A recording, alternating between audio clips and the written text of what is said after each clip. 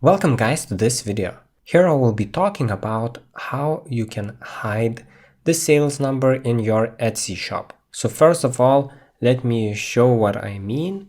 So here I have opened a random store on Etsy and you can see that there is this number. So for example, this shop has 933 sales. So you cannot turn off this number, but you can make this unclickable. So if I click this, you can see the whole history of what this shop has sold, and you can scroll down and go through the different pages.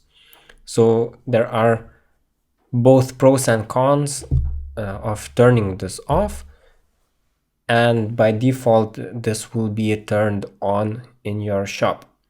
So let's start with the pros.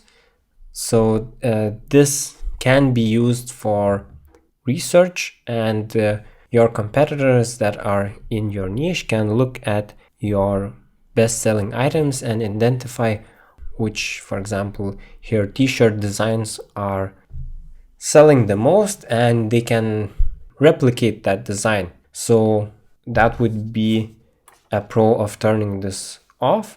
And then also your customers can find the items by using this history as well in order to identify items, but you might no longer have this item in stock, or you might no longer sell that specific design. So that might be slightly confusing to customers. So those would be the pros of turning this sales history off. However, if you are starting out, it might be a good idea to have this on, just to show customers the history that you are selling, which items are selling, and so on. So you can consider both pros and cons before turning off this sales history. Personally, I prefer turning it off, but it is obviously up to you. So in order to turn this off, you would have to go to your shop manager.